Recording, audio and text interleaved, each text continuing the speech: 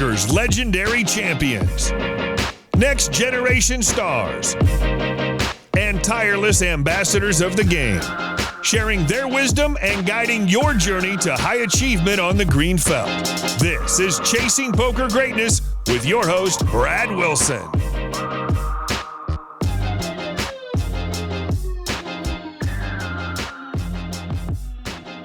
Hey there, friendo, and welcome to Chasing Poker Greatness. I'm your host, Brad Wilson, founder of poker training site EnhanceYourEdge.com, and I am absolutely thrilled to have you with me here today. From over-the-top TV tournament personalities to the nearly anonymous online grinders cashing out thousands of dollars a week to the leaders of poker media, we are going in search of insights and advice from the world's best poker players and ambassadors. You'll hear words of wisdom and words of warning. You'll look at what keeps them coming back to the table and what they do in their downtime. You'll be able to examine how they think, how they deal with the ups, the downs, and almost endless repetition that comes with playing one hand after another for days, weeks, months, and years. Some of them have shaped the game. Some of them have grown the game. Some of them have changed the game. All of them have one thing in common. Each of them, in their own way, has achieved poker greatness. Today's guest on Chasing Poker Greatness is Lyle Bateman. For those who aren't familiar with his name, Lyle is a contributing editor at PokerNews Canada. He began writing for the magazine after he was discovered by then chief editor Lane Anderson. Lane saw a blog post that Lyle had written, which he'll tell you about during our conversation, asked him if he'd be interested in writing something for PokerNews, and the rest, as they say, is history. Lyle has a long list of articles published going all the way back to 2013. He specializes in covering some of poker's biggest events. He's written on just about all of the world's top live and online tournaments. He's an avid online poker tournament player himself and has his own weekly poker stream on Twitch. Lyle is most certainly one of poker's greatest ambassadors. It's easy to see that he loves being around the game itself, as well as mingling with many of the world's greatest players.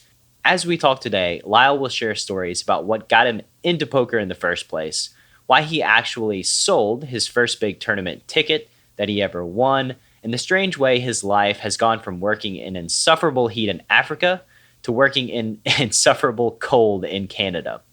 He speaks about why he prefers tournaments to cash game, what it's like to be part of the press covering live tournaments, and why he likes to have an audience watching when he plays himself. You'll also hear some interesting, insightful, and unique advice from someone who is intimately involved with the professional poker world, yet not a professional poker player himself. His unique viewpoint from somewhere in between inside and outside the game reveals a perspective that few people have. Lyle is a great guy to talk to, who's very easy to listen to as he moves from one story to another. He's also someone that you just might be talking with yourself one day as you get closer to your goals while chasing poker greatness. And so, here's my conversation with Poker News editor and poker industry ambassador, Lyle Bateman. Lyle, welcome to the show, my man. How you doing? Thank you very much. I'm doing good. How about yourself? I'm hot. I'm wondering about global warming and when it's going to stop. I need cooler air here in Atlanta. I agree with you, but if you come to Canada in the next, 3-4 weeks, we're going to get as cool as you need to get, frankly, I think. There is global warming, but unfortunately it also means it goes the other way, and we've been getting weird winters the last few years here. Yeah, I'm not super interested in the cold either. I'm very particular. I just want perfect weather all the time. That's not too much to ask for, right? No, I don't think it's too much to ask for. I'm sort of the same way, although I must admit I spent like 5 years in Africa in the 90s doing work in totally non-poker related stuff. And one of the things I hated about that was that it was always the same weather all the time. It was like always 32 to 35 degrees Celsius. And what is that in Fahrenheit? That's like roughly 100. Let's call it roughly 100. Woo! Yeah. Ouch. Yeah. That's hot. And it was constantly that. It didn't matter what time of year it was. That it was going to be that temperature. So it was just really boring, I found. That said, I'm not really thrilled when it gets down to -40 here. I don't need that kind of excitement in my life. Yeah, I'm like a 70 degrees, Los Angeles, perfect weather all the time type of person. That's the dream. So let's start this thing off. Okay. Could you tell the audience, how did you get involved in Poker News Canada? Well, it's kind of an interesting story. I guess it ties all back to the whole writing thing. I'd only really been in poker for a few years at that point, and I decided I was going to drive to Montreal for the WPT Montreal in 2014, I believe it was. What was your capacity in poker for those 2 years? Well, at that point, I was basically just a low stakes grinder online. I'd rarely played live at that point. I'd done a couple. I was working on an IT job where I traveled to the UK a lot. So I played some live tournaments over in the UK, including with, I don't know if you know, Neil Channing and Black Belt Poker, but I played one of his live events, had some fun with that. But I was really like a novice. I was very much, I didn't really have any involvement in the industry at the time, and I wasn't even really playing big games, right? I was playing like $100 buy-ins live and like $1, $2, $5 buy-ins on stars and things like that, right? So just kind of on a lark. Now, I'd actually been to WPT Montreal in 2013 as just sort of a trip. I decided I don't know, it was one of those things. I'd been in poker. I think I started poker in 2010. I started playing poker in 2010. So I'd only been in like 3 years. It was kind of one of those lark things where I thought I was better than I was. And I thought, well, I can go play the WPT, right? It's just, it's just another tournament. So I went out to Montreal in 2013, and I actually won myself a ticket to join to play the main event. What was the buy-in to that main event? That one was 3,000. Nice. For 2013. The day before the tournament, I had a change of heart, and I decided I was going to sell the ticket and take the cash rather than playing in a tournament that was like 30 times the biggest buy-in I'd played prior to that. Right? What was your thoughts? What was your thoughts on when you wanted to sell? Well, basically, I came down initially when I first got the ticket. I'm like, great, I'm going to play a WPPT. And then I'm looking at this ticket, and it's like a face value of 3,000, and that's more than I've ever won in a poker tournament in my entire life at this point, right? And I'm thinking, I can go play this, but I can easily sit down and halfway through day one, I'm out with zero, right? And this is worth bupkis. Right now, this is worth $3,000 to somebody out there who can actually take it and maybe go deep in the WPT because they've played this size of event before. So I actually decided that I wasn't ready to play that size of event. And so I went out and I found somebody to buy it, and I sold it for, it was a 3,300. So it's 3,000 plus 300. And I sold it for 3,000. So I gave them, basically, the free admin fee out of the deal. So that was my 2013 experience. And I actually left pretty happy with the whole experience, thinking, okay, you won a big tournament. You just won the most you've ever won in poker for $3,000. Pretty happy with the experience. That was great. And I decided right then I was going to come back the following year. So when I made that decision, I was like, okay, how am I going to do this? And as the summer kind of rolled on, I'm thinking, I think it'd be a fun thing if I do like an entire trip with it. And I leave Medicine Hat in my car, and I drive all the way across Canada to Montreal, which is like 3,500 kilometers, I think it is, one way. Oh man, we got to do all these. What's a kilometer to a mile? Kilometer. So that'd be like 2,500 miles, probably. I would guess 5/8 of a mile equals 1 kilometer. So it's very far. Yeah, it's a hell of a drive. Yeah, let's say Colorado to New York. Right. Okay. For an American audience, kind of thing, or Montana to Boston, kind of thing. Montana to Detroit, kind of area. But I know those are different distances, but that's the sort of it's across a large chunk of the country. Anyways. Right. It's super far. Yeah, and I planned like a 5-day trip, and it worked out that I got there basically on exactly the 5th day, because as I'm driving through Northern Ontario in my little cheap sports car, it's blizzarding like crazy because this is early November. Perfect weather for a cheap sports car.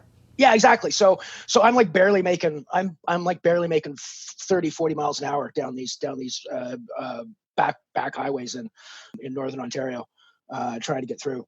So I did finally make it, and I won another ticket that year as well, and I played the event, and I busted on the first day. And I wrote up a kind of a funny blog about the whole thing, that the entire focus of the blog was, if you're going to go on the biggest poker trip of your life, you probably shouldn't start it with the worst decision of your life, which was to drive across Canada in November in a cheap sports car. They have planes in Canada, right? Yes, that was an option. Airports. Yeah, it was an option, and that's how I got there in 2013. Yeah. But for some reason, I just decided, I wanted to try this. So anyways, Lane Anderson was the editor at the time for PokerNews Canada, and he happened to catch my blog and thought it was quite a funny thing. So he had me sort of beef it up a bit and write a lead article for PokerNews Canada, and that was my kind of foray into being a writer for PokerNews Canada. So bad decisions pay off. I think bad decisions pay off. That's the moral of the story. That's the moral of the story. Bad decisions can pay off. Even in poker, you don't always have to make good decisions for it to pay off. That's true. That's one of the saving graces of poker, actually. It's poker can be a very confusing mental thing where you do something and it works out, but it's absolutely the wrong thing, and then that wrong thing gets reinforced, and then you continue to do that, and then you get crushed over your life, and you wonder, what am I doing, without ever analyzing whether the initial decision was correct or not. Yeah, 100%. That's huge with poker. So as a contributor, as an editor at PokerNews Canada, could you tell me what's one of the favorite stories that you've covered so far? There's quite a few, actually. I think one of the favorite pieces that I've written myself was back in, I guess it'd probably be 2015 or so, when the RFID tables were first starting to become big on the live stream tables and the live TV tables. There's a lot of questions about how that whole technology worked and about the security and things like that. So I actually sat down and did a fairly in-depth. I come from an IT background. Anyways, I was a system administrator, Unix system administrator for 30 years prior to coming into the poker world. So it was sort of that sort of tech area was right down my line, and I did a pretty deep introspective of how the RFID works between the cards and the tables, and how it's pretty much impossible for it to be a security issue with the way the low frequency RFID stuff works. It's like literally impossible for anybody else to pick up cards and things. And that's of course what everybody was concerned about initially, was that you've got this quote unquote cards that are broadcasting quote unquote their values to the table, quote unquote. So that's one of my favorite ones that I've done. I think one of the favorite ones that we covered in the magazine that actually wasn't mine, but it was Lane's, the former editors.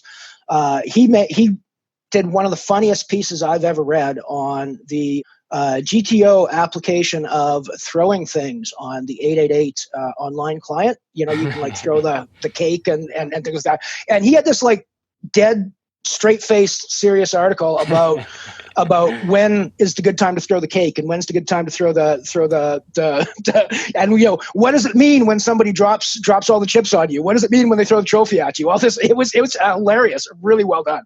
On the app that I play, PKC Poker, you can also throw things. And okay, there is actually there are things you can learn from people who do throw things in a very serious way. Yes. I found that typically people tend to start throwing things, and when you're taking your time, when they have a good hand, for the most part, they don't mess with you if they're bluffing, which is kind of parallel to live poker in that whenever somebody starts talking, whenever in a big pot, that typically means that they are relaxed, that they have a strong hand. Yes. When they go stone-faced, they're more likely to be bluffing. Of course, it varies from player to player. The more experienced guys can talk when they are bluffing. But if you're playing recreational players and they start getting animated and talking, you can be pretty sure that they have a good hand. Yeah, they probably got it. What is up, you future star of poker, you? Coach Brad here, and I just wanted to take a moment to let you know about PKC Poker. If you're sitting there wondering, why is Coach Brad promoting this PKC Poker app thing? Allow me a moment to explain my why. Battling in cash games has been my livelihood for the past 15 years.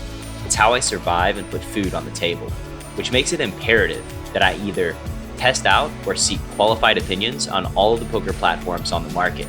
One juicy find can mean the difference between a meh year and an amazing family vacation in Hawaii kind of year. With that said, I've tried almost all the major poker apps on the market to date, and despite the hype about amazingly juicy games, I've come away from the experience unsatisfied. I was just never able to find amazing success against seemingly weak competition, and in one specific case, was getting outright destroyed by passive villains playing more than 50% of their hands. What the heck was going on? After many evenings sitting in the bathtub, wondering if I had lost it, I finally dug into the data and learned something that shouldn't have been too surprising to you. These dudes were colluding and super using their pants off.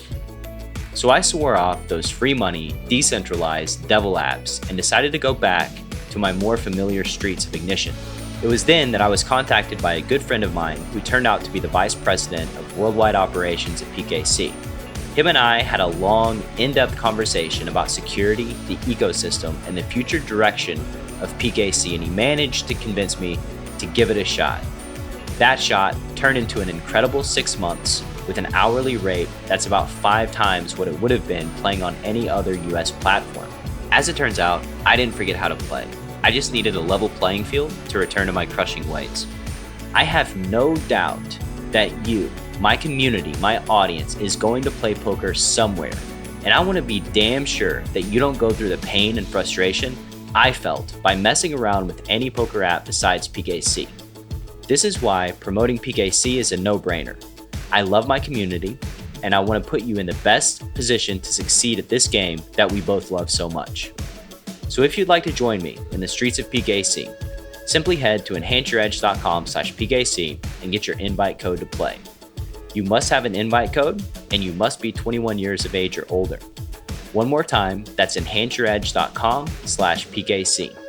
Best of luck, and now, on with the show. So how does one go from being this guy that's writing his article about making bad decisions to being a PokerNews Canada contributor to now being the editor? How did that happen? Well, for the last 3 or 4 years, I've been like a part-time contributor to the magazine, doing mostly tech articles, but I also do a lot of the live reporting. We do a lot of the Canadian live stops for like Deerfoot Poker.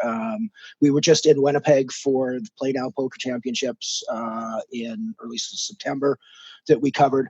So I've been doing a lot of that as well. And Lane Anderson was the editor prior to me up until May of this year. And a few years back, he started a side business where he's basically running a social media marketing company as well. And PokerNews Canada was one of his clients initially at the start of the business, but it has grown so much over the last few years that he was just unable to sort of keep up with that PokerNews Canada. So he gave that up earlier this year. And as I was sort of the senior contributor at that point, I just kind of assumed the role afterwards. So very nice. Congratulations. Well, thank you very much. It's actually quite good. I'm hoping that we can expand the live coverage a little bit. Now it's something that I'm going to be focusing on for at least for the next year or so, where I don't really plan to have anything else as my main focus. So I'm hoping we can sort of expand the live coverage. There's a few extra places I'd like to be able to get into and work with. But yeah, I'm excited about how things are gonna move forward. That's awesome, man. I'm excited for you. It's strange how life gives us these little opportunities based on just something kind of silly, right? Just a blog post. 100%. And I mean, if I was thinking about this, my life kind of goes in weird patterns. I mean, I mentioned to you that I spent 5 years working in West Africa for before when we were chatting, and I've got these periods in my life where if you sit down and, you know, at age 23, if you'd have told me that 10 years later I was going to be sitting in Lagos, Nigeria, running a computer room for a seismic processing company, I'd have thought that was the most absurd thing that you'd ever suggested to me. Yet 10 years later, there I was sitting there. At 33, when I left Lagos, if you'd have told me that 10 years later, I'd have been working in a military training site in Canada, helping to train British soldiers, I'd have told you were insane, and that was the most absurd thing I'd ever heard in my life. And yet, 10 years later, there I was sitting in Medicine Hat, working for a defense contractor and helping train British soldiers at the military base here. And once again, if in 2010 you'd have told me that 10 years from now you're going to be editing a poker magazine, I'd have told you that was the most absurd thing you could have possibly said about me. So my life goes in really weird ways where I have no idea where I'm going to be in 10 years' time, because 10 years ago, I had no way to predict that I would have been here. And I think that's the sign of living a pretty good life. It's exciting. You have adventures, no stagnation, moving forward. That's something that I can appreciate. So what would you consider as a poker player your greatest poker success? My greatest poker success. Well, we talked about the WPT tickets that I won. Yep. That's still actually is my most profit in that I've won from a poker tournament in raw dollar values. The most reason for that is that I tend to play very low stakes poker, whether it's online or in live settings. So I'd say right now, if my most proud achievement is the one that I'm actually working on at the moment. In November of last year, I started an account on. Well, I hope it's okay to talk about other poker sites, but I started an account on Untitled, which is a very sort of fun recreational type site. And as a lark, I started playing some of the free rolls, built up a tiny bankroll, and thought, hey, I can actually free roll this. Fast forward to September of this year and right now, and I'm sitting on like a €230 bankroll that I've free rolled entirely from zero. And I've sort of moved up from the sort of nano micro stakes into the kind of low middle €1, €2, €5 buy-ins at the time. And I'm hoping to keep plowing up. And I've been streaming. I've been streaming that whole thing too. So at the moment, that's probably the thing I'm the most proud of being able to do. That's awesome. Because in the past, I've largely been a break-even player. I played poker as entertainment, if that makes sense. It's a game that I like to play, and it's an activity that I like to spend time doing. And especially when I was working at other things, if I was spending $100 a month on poker and I wasn't winning anything back from that, I was okay with that, because I would look at my friends and they'd spend $100 a month on golf and not get anything back. It's a hobby. Right. It's entertainment. Fun hobby. Yeah. Absolutely. And by the way, we're going to have to edit all that part out, because sure. no talking about other sites. Gotcha. No, I'm kidding. I don't care. I could care less. So I don't play a ton of live tournaments. I mostly play online, and I play cash games when I do play live. Yeah. But I did play a live tournament a few months ago in Cherokee. And one of the things that's changed, because I don't play them often at all, is all of the guys walking around with their iPads and the chip stacks and taking the pictures. Is there anything, like, as a player, there's this, like, as a player, maybe there's this intimidation factor looking at these guys. Are there anything, like, are they approachable? Like, what is the, is there anything that players miss as far as the interaction with that team specifically? Yeah, and I'm actually a good person to talk to about that, because I've actually got both sides of the coin, right? I'm one of those guys that walks around with my iPad at live tournaments. I'm also one of the guys that sits at the felt and plays sometimes. Yeah, I mean, we're totally approachable, and when we're doing live reporting, our purpose is to be a fly on the wall, generally speaking, right? So we don't want to interfere with the action in any way. We don't want to bother a player while he's playing or while she's playing. We don't want to be at all involved. We want to be completely separated, observing the action and then recording it so we can take it back and tell the world tell the world what happened. That said, we love interacting with players when they want to interact with us, and when it's not affecting play of the hands. So I mean, joking around with players in between hands, that's what makes doing the job fun. And so I would say, yeah, if you're interested in getting to know us better, come and chat with us. And you're probably, it's, as a player, I know it can sometimes be intimidating. I would say two sides from the player side. If you don't mind attention, feel free to come talk to us and introduce yourself, and you'll probably get slightly more coverage than you would have got otherwise. Okay. If you don't want attention, i.e. for some reason you don't want people to know you're there, you're just shy, you don't want somebody watching you, pull me aside and quietly say, you know what, I'm a little socially awkward. I'd rather you not take my picture or whatever. 99% of us tournament reporters will honor that happily. And the 1% that doesn't is going to get crapped on by his boss, most likely. That's awesome information, and something that I've always wondered. So basically, if you want them to give more updates on your chip stacks on Poker News, yep, go talk to them. If you want to be anonymous, then go talk to them. Either way, go talk to them. Start that relationship and that conversation. I think that's awesome information there. As a poker player, I know that maybe you don't play as much poker as a lot of the guests on the show, but what would you say is the most high impact thing you've done to improve your poker game? That's a tough question. Or a counter question is, what does your process for regularly improving your game look like? So regularly improving my game, I generally I've got one of the reasons that I chose to be a streamer is because I can get a community of people that I consider to be relatively good players playing roughly the same games that I'm playing. So it's not like we're in different worlds.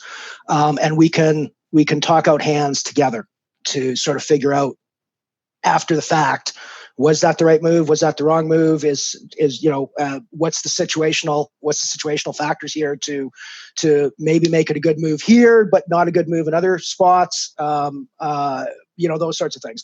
So that's probably my main focus is while I'm streaming and after streaming, getting together with specifically a couple of guys on my stream and just chatting about how we think things went. And we chat about their hands and my hands and, all of it. So and I think that's probably a common answer from a lot of poker players. You've got a group of friends that you trust their opinion on poker, and you all try to improve together by analyzing the hands.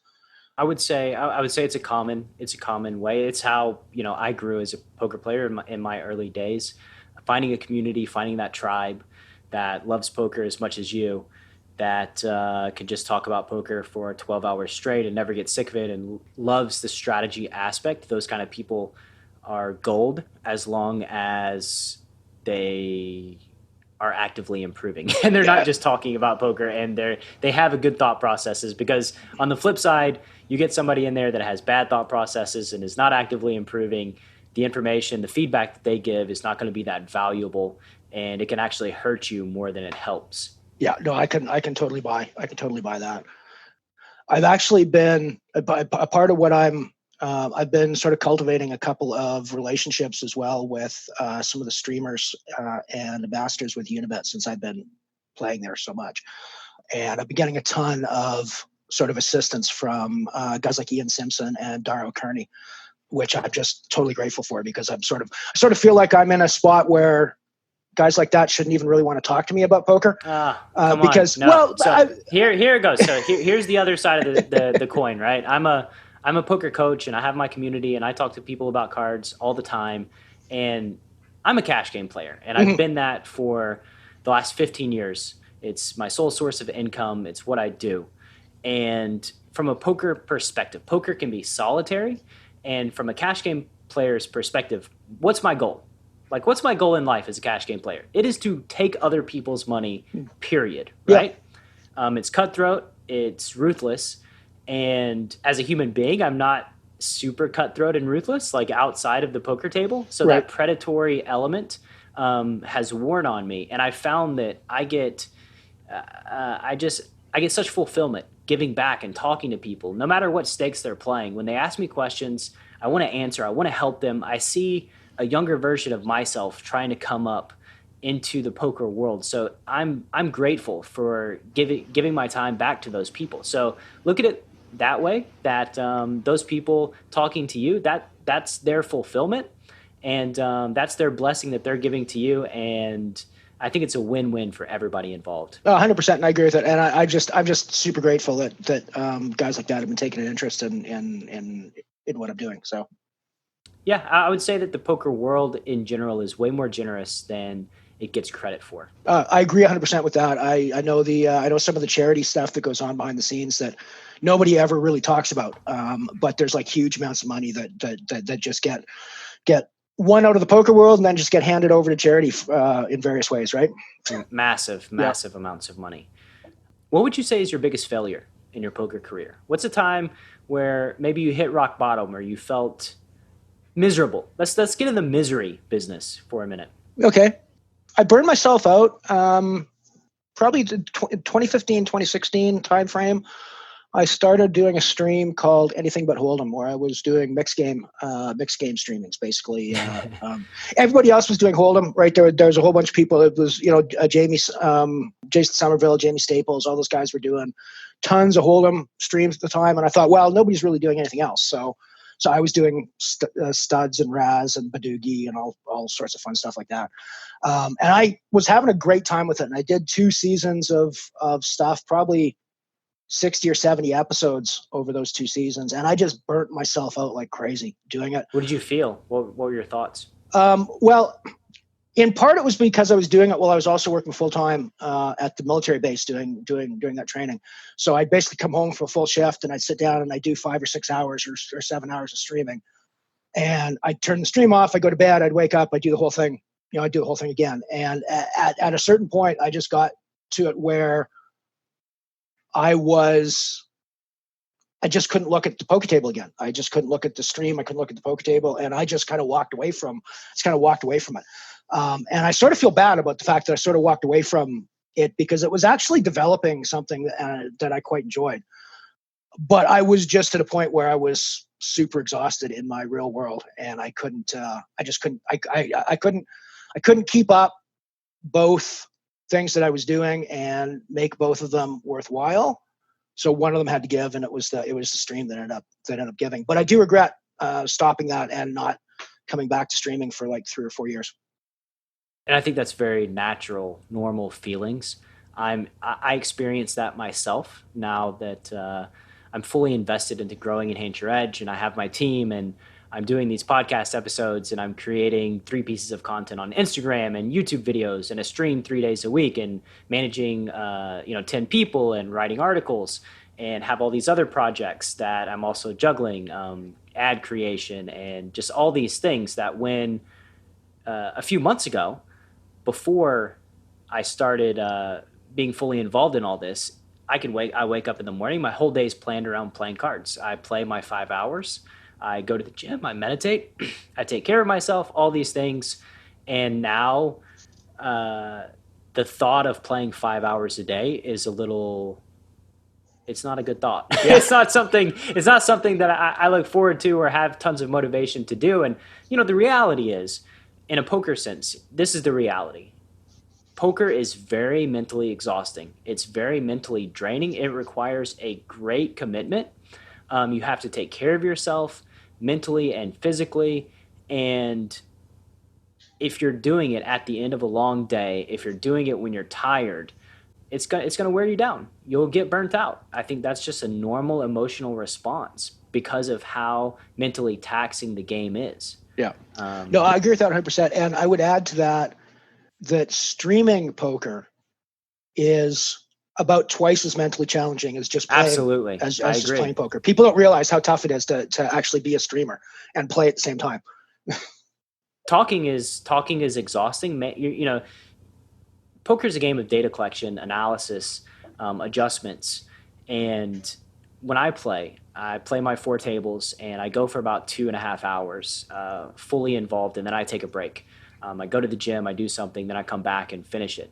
But afterwards, I feel my brain is mush, right? I feel like I just need to sit on the couch. I need to watch an episode of some TV show and just completely get away from poker for a number of hours.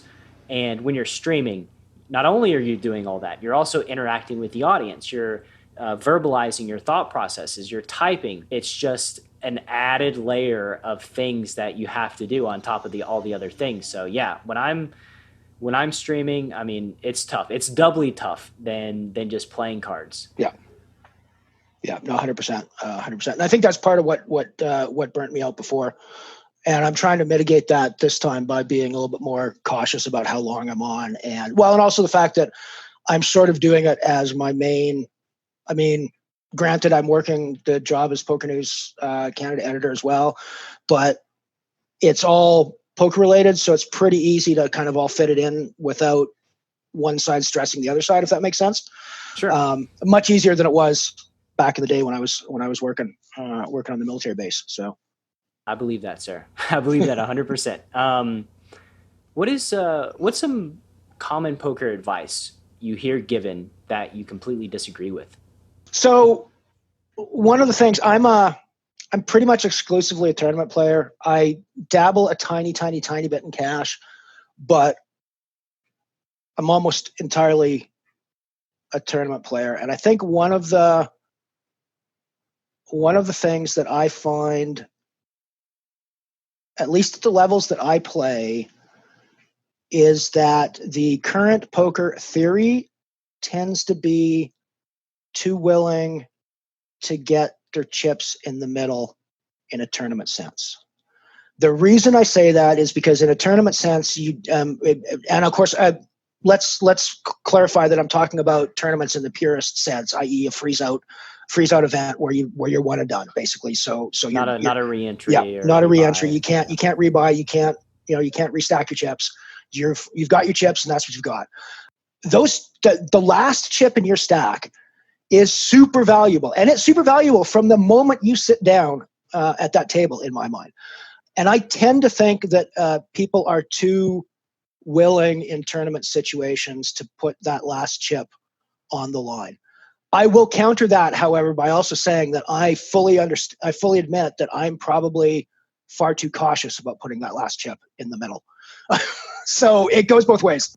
Well, I would say in a tournament setting, it's probably better to be far more cautious than the other way. Far too willing to just get the money in, especially when, you can't just say chips and somebody brings you, throw some hundreds at them and they bring you some more money, right? Yeah. But I also think that poker tournament play is as much a bankroll management game as it is a card game. And I mean that in the sense that if you're playing at the levels that you should be playing at based on the bankroll that you have, you'll almost never go broke playing tournament poker, because you will have enough buy-ins to withstand the downswings that will then eventually turn around and give you the upswings to come back. Now, obviously, that's statistics can kick you in the butt sometimes, and you might go through your 100 buy-ins or your 200 buy-ins or whatever. But yeah, it's something where so there is, when you look at it in a long-term way, it actually is more similar to cash than many people think, because even when I do get my last chip in and it doesn't work out for me, I know that that's just one iteration over 1,000 iterations of that particular tournament that I'm going to potentially play over the next 2 or 3 years, right? Yeah. So there still is that long-term rebuy kind of option. It's just that the rebuy's the next day in a new tournament, right? Right, exactly. And the variance in tournaments is pretty massive. Yeah. And I think that's a major difference in tournament and cash. And there are multiple reasons why I've migrated more towards cash games, but I enjoy quitting when I want to as well. Yeah. I know that I'm a very schedule-oriented person with a regimented lifestyle, and I'm, you know, I'm an old man. I'm getting older, right? I remember the days when I would sit at the live poker table and always be the youngest kid at the table. And now, unfortunately, I've sat at some tables and been the oldest player at the table, which I guess just has a tendency to happen over time. But I'm in bed by 10 p.m. I wake up early, do my stuff, get ready, get prepared. In a live tournament, I can't just leave at 9:30 and let myself blind out until the day ends. I'm forced to play until 12 or 1 a.m. and then sleep horrible and not be so good the next day. So I've kind of avoided tournaments. That's one of the reasons. There are multiple reasons, but yeah, I mean that makes good sense. And that aspect does make tournament play difficult. You sort of have to manage your time a little bit better from that perspective. I think probably for me the reason that I focused on tournaments is I like the added strategy of the blind levels and all of that changing, so that the value of your stack is constantly changing over time. And I like that added thought process to go into it. I find when I have played cash, it doesn't take me long to just sort of lose my mind to the boredom, if that makes sense, because it never changes. It's always 1-2. It's always, $1 small blind, $2 big blind. Let's raise to 5. Let's raise to, and it just becomes so routine. And I find myself playing big enough. Well, probably, but I find myself let's get you a 10 and a quarter game. I find myself losing.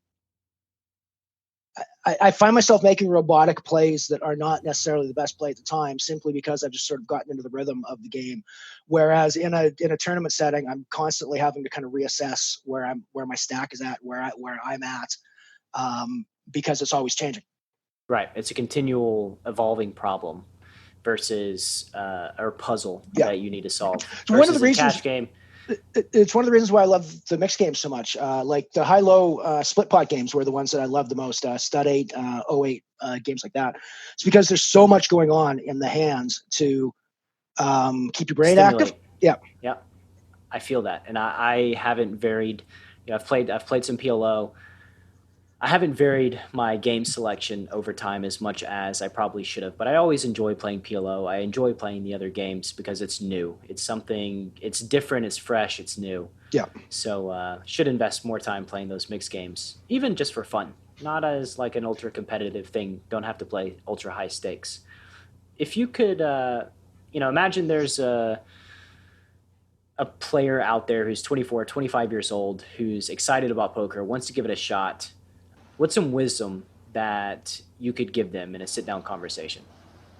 Play within your means. Bankroll management is is probably the most important part of being a good poker player.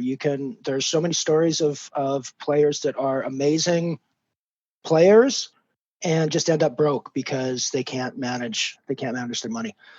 Stu Unger would obviously be one of the clearest examples of both of those, of both the high and the low. But he's by no means the only example in the poker world. So I think try to manage your time. Don't try not to buy into the myth of you got to go broke 3 or 4 times before you can make it in poker. I don't necessarily think that's true. I think you can manage what you have. So yeah, I think that would be my advice. Don't go crazy. Don't go degen. Treat poker like a business. Treat it like you've got an investment, and you're investing that money in a return that you're fairly confident in.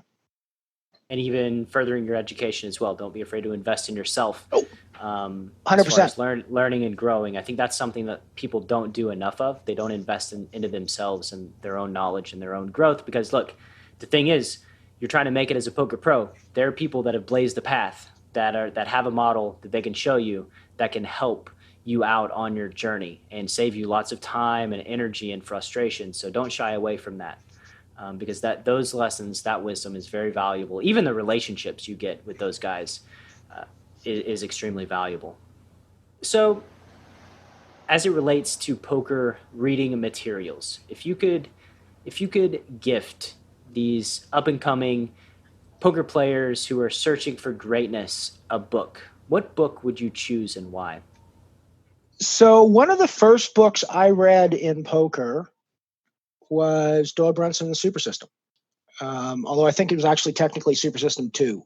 And I will start this off by saying that book is hopelessly out of date, and you probably should not read it from the perspective of, I'm going to learn how to play good poker from reading this book.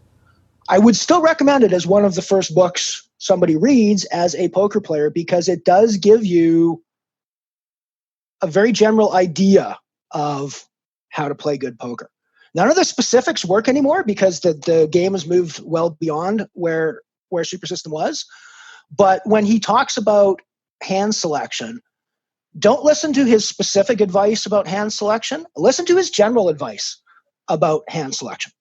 Right? What do you mean by that? Well, because I think one of the, for me anyways, one of the most difficult concepts early in poker to get over was the idea that I could have a strong hand without it being a pair or an ace or, these sorts of things that Relative strength versus actual strength. Relative strength versus actual strength. The strength of positionally wise, how the strength of your hand varies as to how you can do it. And in the original Super System stuff, Brunson talks a lot about that. Now he's going to be using examples of hands that we've sort of moved beyond now, because it's an older style of play.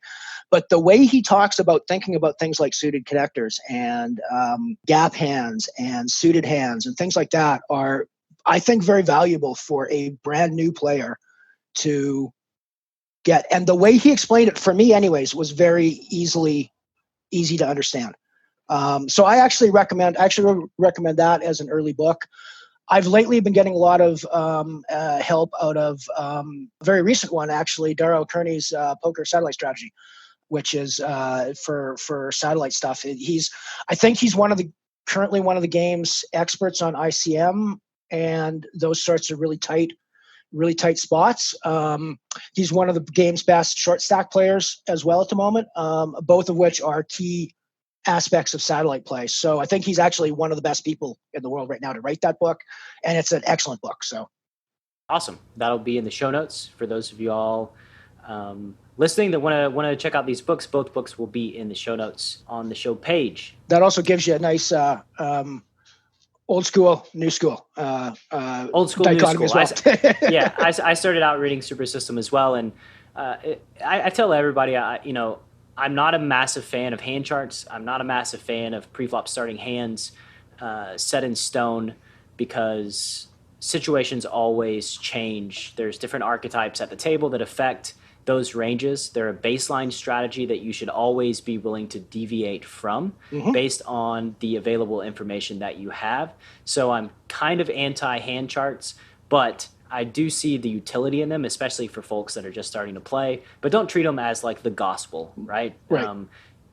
Deviate based on information, based on the villains that you're actually playing against, because that's how you maximize win rate. That's how you maximize your hourly rate and become the best player that you're capable of. Yeah. Whether you're playing cash or tournaments, poker is about exploiting the other people at the table that you're sitting with. That's always going to be the way. The way exactly. Poker. If your button range is say the top 40% of hands, and that's what you say, okay, I'm going to raise the button with my top 40% of hands, and the blinds are two 70-year-old men that are super overly tight, you should be raising 100% of your button range, like exactly. 100% without even looking at your cards, to exploit the fact that they're folding too much. If villains are 3-betting way too much, then maybe you have to tighten up your opening range, or maybe you take it to the next step and you start 4-betting versus 3 bets. But always use the players, use that information to your advantage. Don't just stick to a script and play based on that, because the results are not going to be so great. When you began your poker journey, what's something that you used to strongly believe that you've recently changed your mind, and what led to that change? When I started playing poker, I was very much of the opinion that you should always get your money in with the best hand. And it actually took me way longer than it should have to figure out that if you always get your money in with the best hand, you're not bluffing enough and you're giving away way too much money at the table. If you're not getting called and looking like an idiot from time to time, you're not bluffing nearly enough. If you don't fold the best hand, you're not folding often enough. Exactly. If sometimes, if sometimes he doesn't push you off the best hand, you're not thinking properly enough about the hands. So that's probably one of the biggest things where I would be in a situation where I would never want to put my money in a spot where I wasn't 95% certain I was best. I now see the value of check, raise, shoving in certain spots when I know I don't have the winning hand, because it can be the winning hand when he folds. And I can say that from personal experience when I overhear guys talk about, I've gotten my money in good every single time today. I never get my money in bad, blah, blah, blah, blah, blah. Those guys are always short stacked. Yes. Always. Yeah. They always have 7 big blinds. And they're usually complaining about their bad beat before the bubble happens. Exactly. Like it just, I see it over and over and over again. And there's a reason for that. They're not in there mixing it up. They're not taking risks like they should be and realizing their fold equity, because actual equity is one thing and fold equity is a whole nother thing that's absolutely real and should be thought about more. It's more intangible. It's not as concrete as actual raw equity, but you ought to be putting a lot of energy and effort into thinking about fold equity and how to maximize the pressure that you put on people. Yeah, no, 100% agree with that. What's a project that you're currently working on that's near and dear to your heart? It doesn't 100% have to be poker related, just something that matters to you. The stream I was talking about earlier, actually, this new Unibet free roll stream that I'm doing. I call it the Mothership, and I'm building it's a small community at the moment. We don't have a ton of people that come out on a regular basis. Looking at like about a dozen regular viewers at the moment, but I'm actually more concerned with quality than I am with quantity in this. And I'm what I want is to build a community of really committed people that are all friends, and they're not coming out to watch me as a celebrity streamer. We're all coming together in a place, and I just happen to be the guy sitting in front of the camera playing the poker, but we're all just friends coming together and hanging out together. One of the things I love about that is that we also tend to play games together, right? We'll jump into the same tournaments together. We'll play sit and goes together, and it's just a ton of fun to be chatting and playing on the tables at the same time. And it's really near and dear to my heart. Not so much from the perspective that I ever think I'm going to turn it into this massive poker stream. But it's near and dear to my heart because it's a group of friends that we're all very close, and we're all having a really good time with our poker journey. So that matters, I think. And that is way more important than reaching for fame and that sort of thing. Relationships, your tribe, these people matter. At the end of the day, they matter more than anything else. So kudos and best of luck on your stream going. I know that you have an emotional reason driving that goal, so I have no doubt that you'll be successful in the way that you wish to be successful regarding your stream. I appreciate that. At the end of the day, in 10 years, when you're doing God knows what and God knows where, maybe you're not involved with poker anymore, what would you like your poker legacy to be? How would you like to be remembered? I'd like to be remembered as somebody who did good work as a writer and as a media person in poker, but also as somebody who was able to help some people along, get a start either in the media or in poker itself, helping them with the poker strategy, helping them with writing, helping them with just getting involved. I like to be able to help people. I like to be able to bring people up. I like to be able to give people a chance and an opportunity. So if I've done that and if I've made somebody else successful, then I will consider myself a success, I think. Lyle, you're the man. I love that. And anybody that wants to get involved in poker media, I give you absolute permission to bombard Lyle's inbox and absolutely. Come and chat with me. finally, to close out the show, where can the Chasing Poker Greatness audience find you on the interwebs? ca.pokernews.com is our PokerNews Canada site. That's going to be the main focus for that side of things. And I would say Elron 6900, that is ELRON 6900 on Twitter, will get you pretty much access to everything else. I'm Elron 66 on Twitch if you want to go there as well for my stream. Lyle Bateman on Facebook. Awesome. All that will be in the show notes as well. Cool. Sir, it has been an absolute pleasure and honor having this conversation with you. I enjoyed it a ton, and let's try to do it again in the coming years. Sounds like fun. It's been great to meet you and great to chat with you, and I've had a lot of fun myself, so thank you very much. Thank you so much for listening to this episode of Chasing Poker Greatness. If you haven't yet subscribed to the show, please take a moment to do so on Apple Podcasts or wherever your favorite place to listen to podcasts may be. And once again, I also wanted to let you know about PKC Poker. If you're on the lookout for a new platform where the games are safe and secure and the action is amazing, head to enhanceyoredge.com/PKC to get your code and jump into the games. You must have a code to play as well as be 21 years of age or older. One final time, that's enhanceyoredge.com/PKC. Thank you so much, and I'll see you next time on Chasing Poker Greatness.